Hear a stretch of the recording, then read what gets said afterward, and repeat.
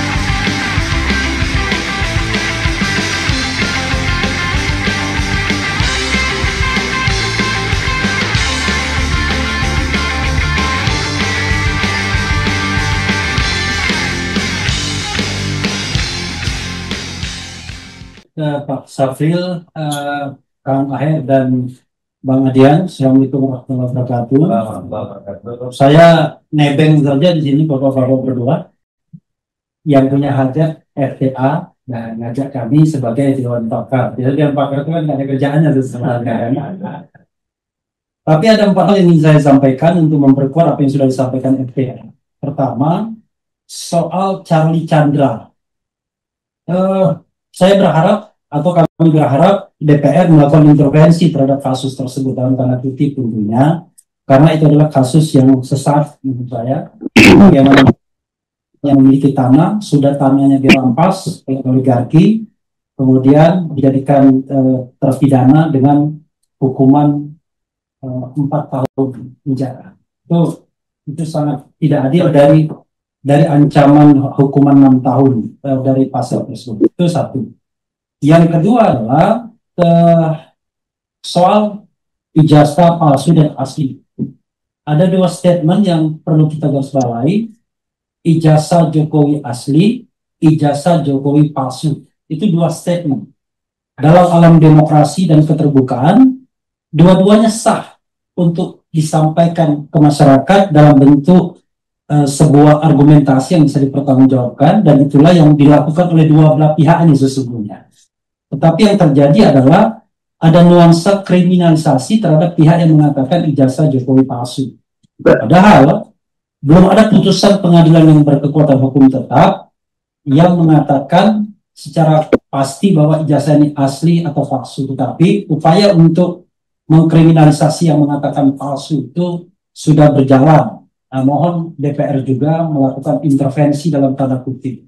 Seperti yang disampaikan oleh Forum Tanah Air, apa tidak lebih baik dipanggil pihak-pihak yang terlibat, mulai dari UGM, kemudian kepolisian, Pak Jokowi bila perlu, atau paling tidak lawyernya, kemudian pihak-pihak yang sudah melakukan penelitian seperti Roy Suryo, Dr. Tifa, dan juga Rismon Sianipa.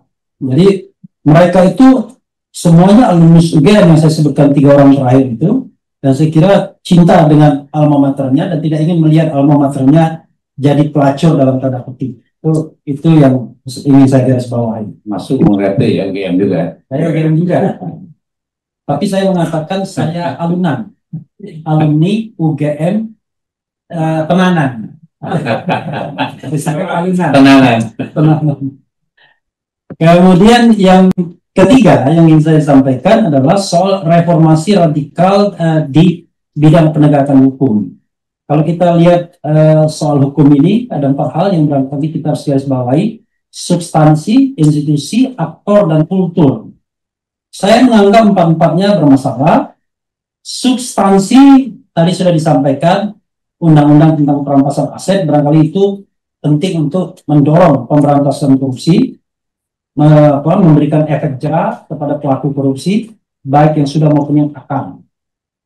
Kemudian kalau kita bicara institusi, pada masa pemerintahan terakhir Jokowi, terutama jilid 2 dan pada awal masa pemerintahan Prabowo, kita rasanya belum mendapatkan lagi institusi hukum yang betul-betul kita bisa percaya 100%, baik itu kepolisian, kejaksaan maupun KPK. Perkara ada kelemahan di ketiga institusi tersebut, saya kira tugas pengawasan bapak-bapak di DPR, tetapi intinya adalah bagaimana masyarakat diberikan kepercayaan bahwa 3 institusi penegakan hukum ini bekerja secara profesional. Ini yang kita tidak lihat ya. Dan kalau mau bukti contoh yang paling konkret itu adalah kasus ijazah. Bagaimana mungkin kepolisian mengatakan tidak memperoleh yang namanya alat bukti. Padahal kalau kita lihat pasal 184 KUHP, alat bukti itu keterangan ahli, keterangan saksi, surat, petunjuk, keterangan terdakwa kalau sudah masuk pengadilan, dan keenam adalah dokumen atau informasi elektronik sebagai perkembangan hukum. Rasanya nggak mungkin kalau kita tidak bisa mendapatkan itu. Keterangan saksi ada Pak Kasmujo misalnya, yang diakui sebagai dosen pembimbing tapi kemudian akhirnya ternyata tidak, dan Pak Jokowi sendiri yang mengingkarinya. Petunjuk banyak, ada pasar pramuka, ada SKS yang cuma 122, ada IPK 2,05, dan itu petunjuk semua. Surat juga banyak. Kemudian keterangan terdakwa nanti, kemudian juga dokumen elektronik banyak sekali yang ijazah ditampilkan dan lain sebagainya. Karena itu rasanya aneh sekali kalau dikatakan tidak cukup bukti untuk meningkatkan kasus ini dalam proses penyelidikan. Kita bicara tentang tingkatkan dulu sampai kemudian betul-betul bisa diketahui apakah ini palsu atau tidak. Soal aktor kurang lebih sama, institusi dan aktor berimpit. Aktor hukumnya juga belum bisa mendapatkan kepercayaan. Pimpinan kepolisian, Kapolri dianggap bagian dari masalah dalam proses penegakan hukum yang profesional yang menyangkut penguasa yang sudah berlalu. Kemudian kalau kita bicara kultur hukum ini menyedihkan juga karena harusnya pejabat itu memberikan contoh bagaimana taat pada hukum. Tapi yang jadi masalah adalah hari ini ngomong soal taat pada konstitusi, pada hukum, tapi besok malamnya langsung dilanggar. Kang Ahen, pengen ada contohnya dari pernyataan saya? Contohnya pengangkatan Mayor Teddy sebagai sekretaris kabinet. Itu contoh nyata pelanggaran hukum yang dilakukan oleh Presiden Prabowo dan DPR dianggap. Mau dielaborasi lagi? Sudah cukup. Oke. Itu contoh. Kemudian yang keempat terakhir soal surat dari Forum Purnawirawan Prajurit TNI soal upaya impeachment terhadap Gibran. Saya bicara mengenai prosedur konstitusionalnya dulu. Prosedur konstitusionalnya ada 3 klaster alasan untuk mengimpeach presiden dan atau wakil presiden. Jadi tidak benar harus satu paket dan atau bahasanya. Jadi klaster pertama melakukan pelanggaran hukum berat berupa pengkhianatan terhadap negara, suap, korupsi dan tindak pidana berat lainnya, itu satu klaster. Klaster kedua tidak lagi memenuhi syarat atau klaster kedua melakukan perbuatan tercela. Klaster ketiga tidak lagi memenuhi syarat. Nah, syarat untuk menjadi presiden dan wakil presiden itu adalah warga negara Indonesia dan tidak pernah menjadi warga negara asing karena kehendaknya sendiri, maka Archandra Tahar tidak bisa lagi menjadi calon presiden dan wakil presiden karena pernah jadi warga negara Amerika Serikat kan waktu itu, dan tidak pernah mengkhianati negara serta mampu secara jasmani dan rohani, itu syarat. Kalau perbuatan tercela ini banyak sekali di undang-undang itu, contoh saja judi, mabuk-mabukan, zina itu contoh. Sekarang pertanyaannya adalah Purnawirawan ini sudah mengajukan surat dan dalam surat itu mereka menyebutkan alasan-alasan. Dan alasan-alasan itu adalah sebuah laporan permulaan yang harusnya bisa ditindaklanjuti oleh DPR. Nah, kami meminta ditindaklanjuti karena seperti kita lapor ke komisi, tetapi khusus untuk perkara impeachment, lapornya ke DPR. Nah, lapor DPR itu, DPR melakukan penyelidikan harusnya. Penyelidikan dengan membentuk pansus.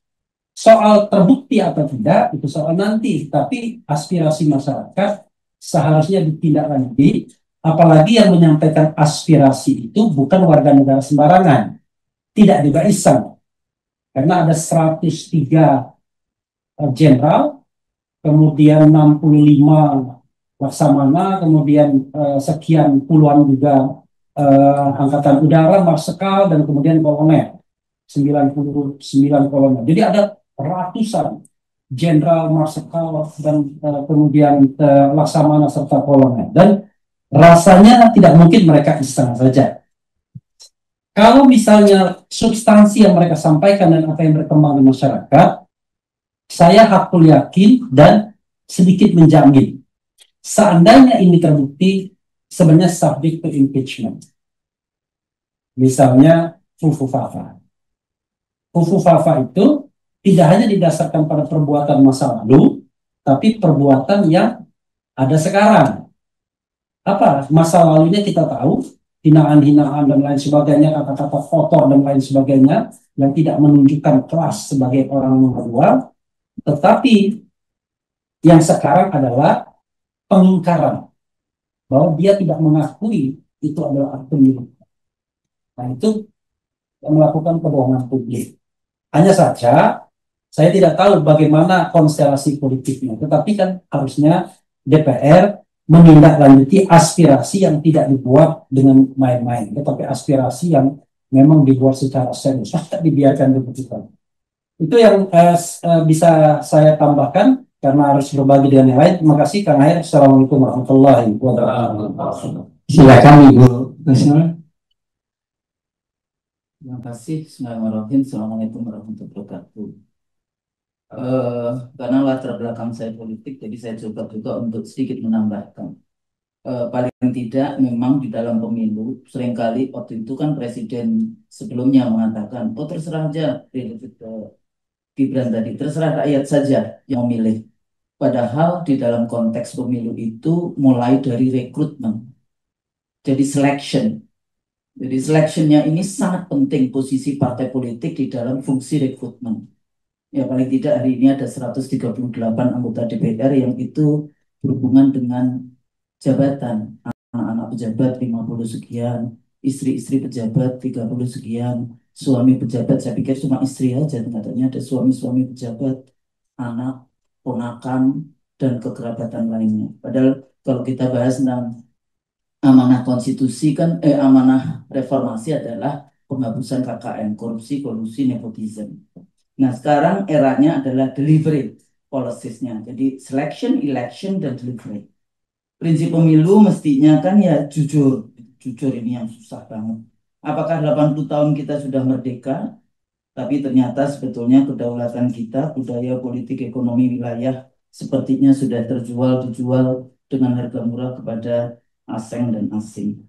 Nah, salah satu contohnya kalau kita bahas tentang extractivism resources, ini berhubungan dengan isu-isu di daerah urban industrial, di mana di situ banyak sekali eh, urban wilayah-wilayah baru, ekstraktivisme resources penambangan yang terjadi adalah munculnya banyaknya yang kita sebut sebagai pekerja seks komersial. Saya sudah lama bicara tentang itu, mahasiswa saya S2, S1, dan kawan-kawan aktivis juga sudah melihat, seringkali lapor di beberapa wilayah, termasuk juga di sekitar wilayah IKN. Dan yang sangat menyedihkan, ya kalau saya pergi sendiri ke Weda, itu sudah ada HIV di sana, ya di dalam konteks ini. Nah, di sini letaknya eh, dan yang menyedihkan tadi saya katakan level juga gitu. Jadi pekerja seks komersial untuk pejabat dari Jakarta, pejabat provinsi sampai pada buruh. Ini juga persoalan-persoalan kita mau pembangunan seperti apa untuk perempuan-perempuan di Indonesia. Dan ini yang kedua isu karena saya juga dari perguruan tinggi pendidikan. Banyak sekali yang namanya pejabat ingin mendapatkan label-label kan sekarang mengalahkan. Saya seringkali banyak sekali pejabat yang mau jadi dokter hanya 1 tahun 2 tahun, sementara yang dosen saja kalau mau jadi dokter sampai 5 sampai 6 tahun untuk bisa selesai. Nah, ini juga persoalan. Tapi bidang pendidikan ini ada persoalan tersendiri. Ada diskriminasi atau apa ya? Karena banyaknya sekarang perguruan tinggi yang diselenggarakan oleh kementerian non pendidikan sekarang namanya itu dan Departemen Agama, kedinasan. Tapi ternyata mereka lebih mewah penggunaan anggarannya dibandingkan kami-kami yang dari di bawah Kementerian Pendidikan yang sesungguhnya. Nah, ini bagaimana sebetulnya? Kalau dulu kementerian-kementerian ini dia bisa cuma upgrading, jadi kayak eh, apa upgrading pendidikannya untuk birokrat, tapi sekarang sudah S1, S2, S3. Bahkan Unhan dulu karena banyak mahasiswa dosen dosen Unhan yang menjadi mahasiswa saya dulu nggak ada S1-nya, padahal undang-undangnya mengatakan harus ada S1 untuk mengadakan S2 dan S3. Yang ketiga eh, tadi atas nama investasi, nanti mungkin abang kita yang ekonom bisa menjelaskan. Tapi bagi saya yang ada persoalan tersendiri atas nama investasi, ya kita banyak sekali berhubungan investasi itu membawa juga tidak semua positif, tapi juga negatif, infiltrasi, intimidasi, ya illegal migrant, terutama yang dengan obor. Kalau Bapak Ketua dan anggota pimpinan dari BEM ini melihat di mana pintu-pintu illegal migrant, legal maupun illegal migrant. Salah satunya Pontianak.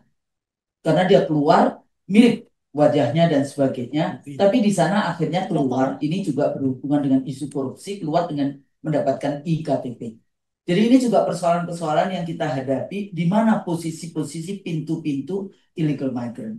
Nah, persoalannya lapangan kerja yang dibikin yang menjadi kebijakan pemerintah ini itu untuk bangsa Indonesia atau untuk Cina paling tidak kayak gitu ya, Cina dari sana. Karena sampai tingkat OB saja itu dari sana. Itu bisa dilihat di Sulawesi Tengah, bisa di Polaka, bisa di wilayah-wilayah lain. Data-datanya banyak sekali disertasi yang membahas tentang itu. Terakhir, eh, nah kalau Amerika punya MAGA gitu ya, Make American Great Again. Apakah kita juga hari ini memiliki cita-cita untuk mensejahterakan rakyat seperti tujuan bernegara kita itu bagaimana? Sedikit yang berhubungan dengan perempuan juga, itu urusan pinjol dan judol ini meningkatkan jumlah kekerasan domestik terhadap perempuan. Ya. Perceraian itu juga karena judol pinjol. Dan ini bagaimana kemudian harus diselesaikan? Ini juga persoalan sendiri di dalam. Karena tadi di politik juga membahas tentang Polri, janganlah demokrasi ini diserahkan kepada Polri. Karena Polri itu punya dua kekuatan. satu senjata, dua KUHP. Ya. Jangan serahkan kekuasaan kepada Polri, demokrasi kepada Polri, karena dia memiliki dua kekuatan yang dia akan gunakan untuk power tends to corrupt, absolute power, corrupt absolute. Terakhir bahwa sebetulnya kita sekarang posisinya di mana, Pak Eri? Apakah kita selalu bicara pembangunan, progres, tapi materialisme, ethics disingkirkan. Sehingga kalau ada capres yang bicara tentang etik-etik dasmu, nah ini komunikasi politik pejabat. Atau kemarin juga ada, kalau meminta DPR bubarkan, oh itu goblok, misalnya seperti itu. Ada lagi apa lagi yang kata-kata yang seringkali dikeluarkan menurut saya komunikasi politiknya, atau kabur saja kalau nggak mau ini. Ya, tapi ini juga persoalan apakah kita pembangunan ke arah materialisme atau pembangunan ke arah tingkatkan iman kita, takwa kita, sehingga kita akan mendapatkan Indonesia yang berdatun dari batin baru berbatin. Saya pikir ini penting. Nah, posisi DPR di mana? Ngarso suntuwodo, matio mangan korso, tuturi handayani. Jangan tuturi hanjezeki. Kayak gitu ya. Saya pikir itu mudah-mudahan bermanfaat. Assalamualaikum warahmatullahi wabarakatuh. Lanjut Pak Marwan, Pak Dr. Marwan Batubara. Ya, terima kasih Pak Sapril. Assalamualaikum warahmatullahi wabarakatuh. Selamat siang untuk kita semua, Pak Aher dan Pak Adian. Saya ada hal yang ingin disampaikan, dan ini terkait dengan Asta Cita, ya, 8 misi Presiden Prabowo. Ya, pakai Gibran nih.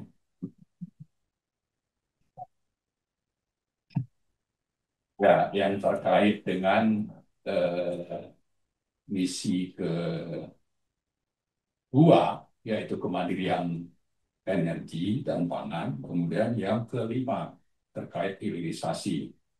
Nah, poin pertamanya adalah tentang energi listrik, bahwa pemerintah dan DPR itu biasanya sepakat untuk membangun atau menyediakan yang istilahnya itu rencana usaha penyediaan tenaga listrik atau RUPTL, yang barusan disahkan kira-kira bulan Juni yang lalu, RUPTL 2025 sampai 2034. Di situ direncanakan akan dibangun sekitar 69.000 megawatt selama 10 tahun ke depan, atau anggap saja 70.000 megawatt. Ini sama seperti 10 tahun sebelumnya, 2015 sampai 2024, itu 35.000 megawatt. Jadi ini 2 kali lipat.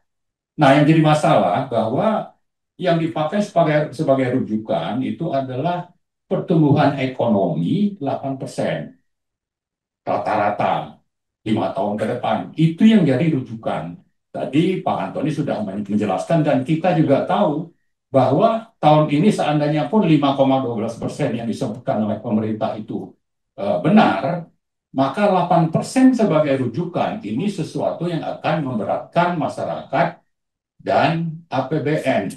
Kenapa? Karena ada pembangunan yang tidak dibutuhkan, sehingga nanti itu menjadi kelebihan pasokan listrik yang sudah kita alami bertahun-tahun selama Pak Jokowi jadi presiden. Setiap kelebihan 1 gigawatt itu kerugian bagi negara dan rakyat dan konsumen listrik itu sekitar 3 triliun. Nah, tahun ini itu kelebihannya 5 gigawatt, berarti 15 triliun. Ya, ini tarif listrik, BPP listrik itu ya dihitung juga dari sini, dari kelebihan ini. Sehingga ini saya kira perlu untuk direview. Belum lagi bahwa ini disediakan oleh IPP dengan skema take or pay. Mau berlebih atau tidak, pokoknya PLN harus beli. Itulah tadi berbahayanya kelebihan pasokan ini, apalagi didasarkan kepada pertumbuhan yang sangat dilebih-lebihkan. Tapi kita juga melihat ada moral hazard di sini. Sengaja dibuat tinggi tapi ditetapkan di awal siapa dapat apa. Jadi di sini yang berkomplot dari penguasa dengan pengusaha itu sudah bagi-bagi proyek. Terserah nanti kalau seandainya harus melampaui 10 tahun, mereka tetap punya proyek itu. Dan itu terjadi untuk 2015-2024 sudah terjadi. Bahwa proyek 35.000 megawatt itu masih akan diserahkan oleh si IPP itu sampai 2028 karena kelebihan. Karena tadi pertumbuhannya dibuat tinggi. Supaya apa? Supaya proyeknya banyak. Ini juga sama. Tapi akibatnya pertama bagi Prabowo, itu kan juga mengurangi kesempatan untuk eh, memerintah atau membuat kebijakan sendiri. Karena ada residu dari Jokowi untuk sampai 2028 misalnya. Dan ini juga terjadi untuk 2025 sampai 2034. Belum lagi tadi itu jadi beban bagi pelanggan dan bagi kita semua ini termasuk dan juga APBN kalau itu ada subsidi untuk daya yang rendah bagi masyarakat. Jadi belum lagi tadi bahwa ini adalah konspirasi untuk menangkap proyek di awal. Terserah nanti mau selesainya lewat dari 10 tahun itu mereka sudah kuasai proyek itu, tapi presiden yang akan datang seperti yang dialami oleh Prabowo saat ini karena presiden yang lalu sudah membuat proyek itu dibagi-bagi dan selesainya 2028 itu juga mengurangi menjadi pengaruh bagi Pak Prabowo. Nah, itu saya kira perlu intinya kita minta ini ditinjau ulang, dibatalkan karena minimal pertumbuhannya bukan 8%. Dan saya cek dengan teman-teman PLN bahwa sebetulnya pertumbuhan listrik terhadap pertumbuhan ekonomi itu sekitar 110%. Artinya memang lebih tinggi, tapi cuma 110%. Artinya juga kalau 8% itu dianggap nanti bisa saja jadi 10% pertumbuhan. Padahal faktanya saat ini itu hanya 4%. Yang sekarang ini, yang setahun terakhir ini. Hanya 4%, tapi direncanakan akan dibangun sampai 10%. Nah, yang kedua adalah terkait dengan SDA. Kita paham bahwa dalam proyek PIK 2 ada yang namanya Tropical Coastland. Ini adalah rencananya daerah wisata. Luasnya 1.700 hektar. Ternyata itu ada hutan lindung 1.500 hektar. Ini tidak jelas ke pemerintah itu seperti apa dealnya. Yang jelas ini melanggar sudah undang-undang tentang masalah kehutanan dan sebagainya. Hutan lindung tidak bisa dirubah begitu saja dengan alasan bahwa ini untuk pariwisata. Tapi yang jelas ini lebih kepada deal antara Aguan dengan Jokowi. Aguan membangun di IKN, Aguan dapat kompensasi dari tanah negara yang tidak jelas bayar-bayarannya. Kemudian terkait SDA juga, tadi sudah disinggung soal pagar laut. Yang itu kan rencananya untuk dijadikan direklamasi untuk dijual, yang harganya bisa 3 kali lipat dibanding harga di darat. Karena ini menghadap kepada laut. Menghadap laut harga lebih mahal. Tapi penguasaan pantai ini pernah ada yang menulis melanggar sekitar 13 undang-undang dan peraturan. Yang jelas Menteri ATR BPN Nusron Wahid sudah mengakui ada pelanggaran tidak ada di RT RW. Tapi tidak jelas ini bagaimana kelanjutannya. Nah, karena itu masalah hutan lindung dan juga pemagaran laut ini harus benar-benar dituntaskan supaya negara ini benar-benar berdaulat karena Pak Prabowo di misi pertamanya itu kan ingin menegakkan Pancasila, konstitusi dan sebagainya. Supaya konsisten saja, jangan cuma omongan-omongan, tapi faktanya terjadi negara dalam negara tidak melakukan apa-apa. Nah, yang terakhir soal energi dan pangan juga, yaitu sawah yang dikonversi di Banten itu cukup luas untuk proyek PIK 2. Dan ini kaitan dengan pangan. Ini sebetulnya lumbung pangan yang begitu saja dicaplok, sudah dicaplok, rakyatnya juga dipaksa jual dengan sangat murah, antara 30 sampai 50 ribu per meter. Tapi bicara soal pangan, ini sesuatu yang harusnya diluruskan. Bukan justru dibiarkan, meskipun sudah tidak tercantum dalam PSN, ya di PP 12 tentang RMPJN, ya, sudah tidak menjadi PSN, tapi praktek di lapangan masih menjalankan kepentingan bisnisnya seolah-olah ini masih PSN. Nah, kaitannya dengan energi, misalnya, kita kalau tadi pangan itu sawah yang saya kira perlu dibereskan, itu yang ditipik, tapi yang terkait dengan energi itu di Rempang akan dibangun sarana untuk nanti dari situ bisa diproduksi berbagai perangkat kaitannya dengan PLTS, pembangkit listrik tenaga surya. Bahan bakunya itu silika. Silika banyak di sana. Nah, kaitan dengan RUPTL misalnya, tadi saya sebutkan listrik swasta di RUPTL 2025-2034 itu porsinya menjadi 70% dibanding PLN, padahal bicara konstitusi dan sudah ditetapkan MK 2 kali judicial review undang-undang kelistrikan di PLN, itu tidak boleh swasta menguasai sektor listrik, tapi sekarang malah naik menjadi 70%.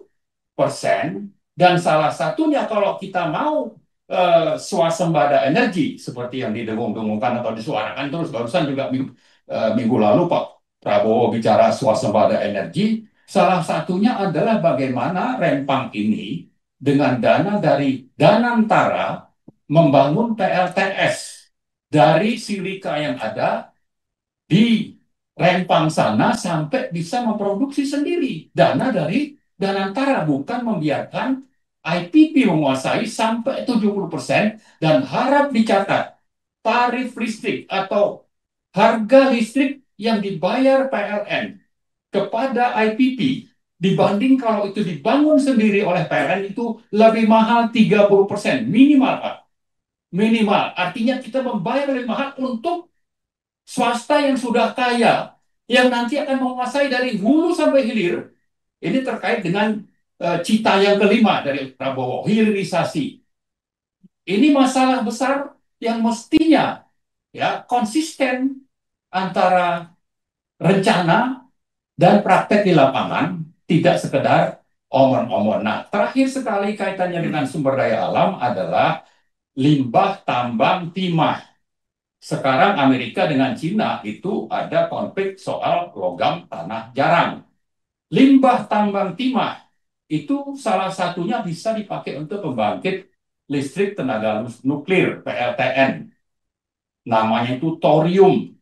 Ini juga tidak jelas bagaimana pengelolaannya. Jadi kalau kita bicara soal energi, soal kemandirian energi, maka dua hal tadi, Rempang dan juga limbah timah, ini lebih banyak dijual, diseludupkan ke Cina, karena di pemerintahan tidak terlalu jelas bagaimana kebijakannya. Nah, ini sesuatu yang saya kira perlu kita suarakan. Saya kira itu saja. Terima kasih. Assalamualaikum warahmatullahi wabarakatuh.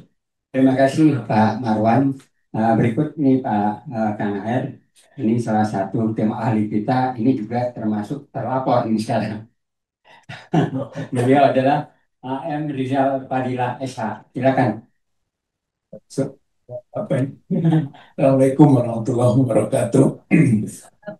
Pimpinan Bang DPR RI yang saya hormati, Kang Aher dan Bang Adian, Bapak, Ibu, Saudara sekalian yang saya hormati.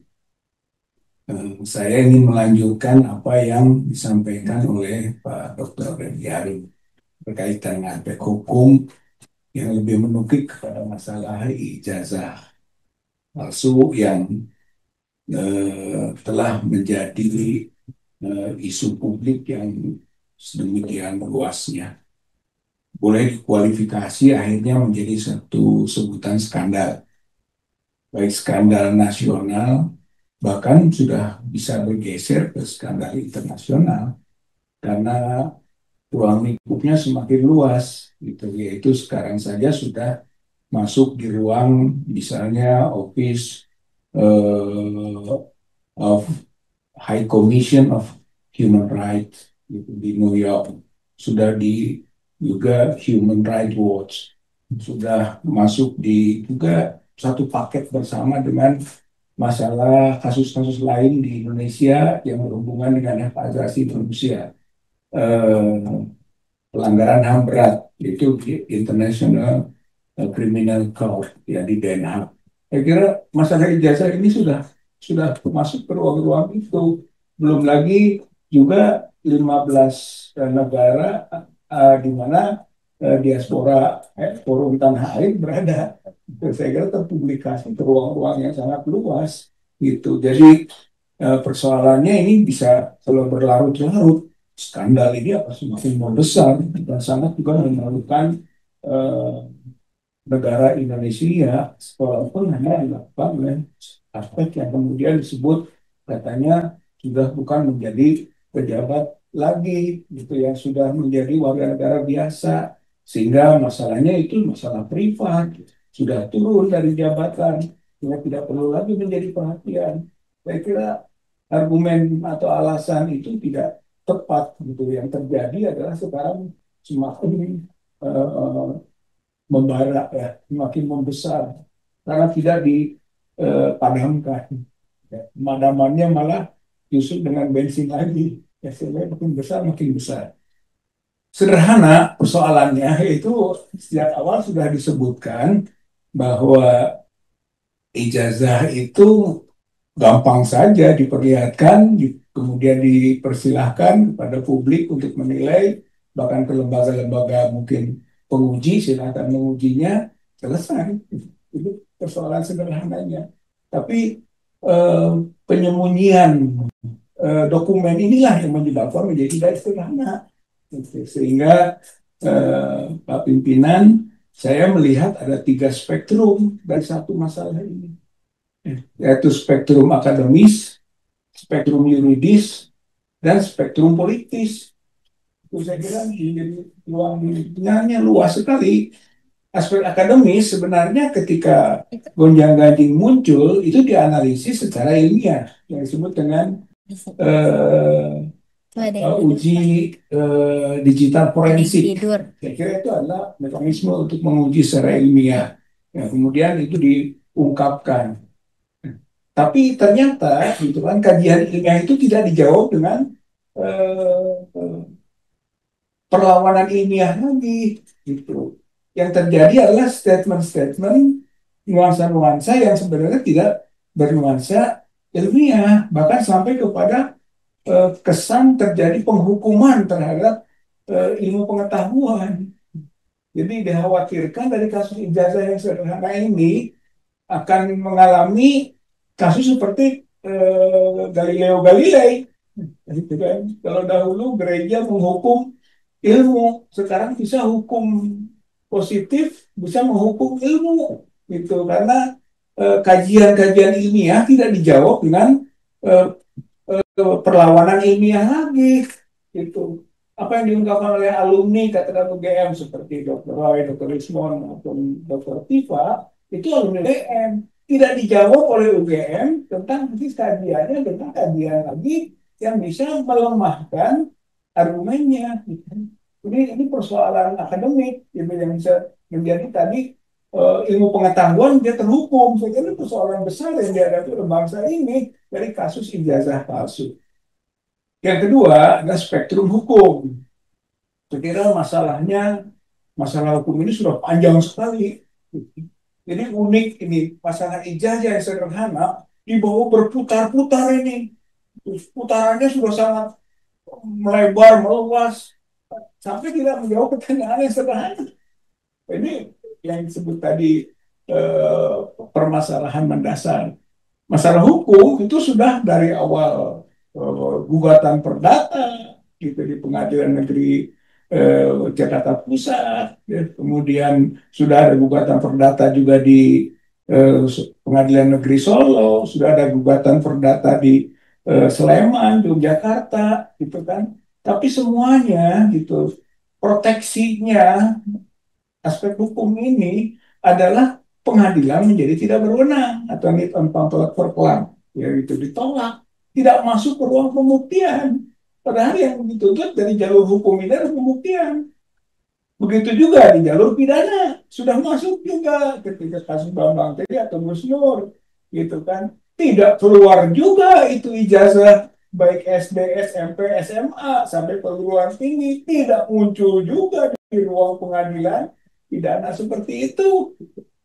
Nah, akhirnya sekarang diadukanlah ke proses hukum kekiniannya, gitu, yaitu ke Mabes Polri. Jadi TPUA melaporkan ke Mabes Polri, Humas, yang kemudian diproses tapi akhirnya dihentikan. Jadi pengaduan masyarakat dalam proses hukum di Mabes Polri ternyata dihentikan, dengan alasan tidak ditemukan unsur pidana, karena yang dilaporkannya adalah Joko Widodo. Namun persoalannya muncul lagi, yaitu ketika Joko Widodo-nya melaporkan di Polda Metro Jaya. Akhirnya berjalan, gitu kan, dan sampai yang kemudian tadi disinggung oleh Pak Refli Harun, itu ada nuansa kriminalisasi, gitu. Akhirnya 12 terlapor yang tidak, kalau dikaji lebih dalam tentu alasan-alasan hukumnya bukan hanya janggal, tapi tampak sekali ada nuansa kesengajaan mencari-cari. Saya kira ini nanti yang eh, menjadi kajian lebih dalamnya. Jadi proses hukum itu tadi ketidakadilan, gitu kan, atau juga akhirnya proteksi terhadap seorang mantan pejabat, gitu ya, katakan Joko Widodo ini itu sangat kental sekali. Saya kira itu aspek hukum yang ada atau menjadi masalah hukum yang masih berkepanjangan. Saya kira belum selesai ini. Saya kira itu akan terus panjang. Akhirnya masalah sederhana itu kan panjang sekali, luar biasa masalah seperti ini. Saya kira ini bukan. Nah, oleh karena itu masuklah ke ruang yang ketiga, spektrum politik. Sebenarnya kepentingannya menjadi kepentingan politik, bukan jadi kepentingan hukum, bukan kepentingan ilmiah atau akademik, gitu. Nah, kenapa mungkin relevan dengan eh, penyampaian aspirasi ke Bank DPR RI? Karena di situ ada ruang politik, gitu, yang tadi dikaitkan. Ya. Ruang politiknya, misalnya tadi kriminalisasi. Kenapa dari dua pengaduan itu yang satu berhenti satu jalan, gitu kan, itu nggak fair, ada nuansa kriminalisasi itu menyangkut aspek politik, gitu ya. Kemudian juga dari bagaimana cara memperlakukan, ya, ya. Equality before the law, seharusnya ada kesamaan di depan hukum, ternyata beda itu perlakuannya antara yang satu dengan yang lain. Ketika yang dilaporkan masyarakat itu begitu mudahnya diproses, sedangkan yang diadukan ketika itu adalah seorang Joko Widodo sebagai mantan presiden, ternyata itu sangat sulit sekali. Saya kira equality before the law dalam konteks prosedur saja, dalam proses saja ini belum sampai ke produk, gitu kan. Saya kira itu menjadi tantangan kita. Ya, oleh karenanya, karena ini menyangkut ruang politik, maka lembaga politik harus ikut serta di dalam proses pengawasannya. Ya, sederhananya seperti ini. Satu, misalnya tadi sudah disinggung, Pak, urusan hukum yang dijadikan alat kepentingan politik ini harus diawasi. Dengan begitu mungkin tadi disebut Kapolri, Kejaksaan, ataupun juga Komnas HAM, atau Kompolnas, gitu kan, itu bisa juga ditarik sebagai apa, informasi yang mengenai proses yang sedang berjalan. Jangan sampai ada akhirnya penekanan ataupun perlakuan yang tidak sehat secara hukum ataupun dengan secara manusiawi. Itu yang menjadi yang kedua, kekhawatirannya juga ada, ialah bahwa ketika dokumen itu masuk ke ruang laboratorium untuk diuji, itu kalau fair semua apapun produknya akan dihormati. Tapi beberapa kasus, gitu kan, yang uji di dalam laboratorium forensik kepolisian itu bisa direkayasa. Gitu. Banyak kasus-kasus yang bisa direkayasa.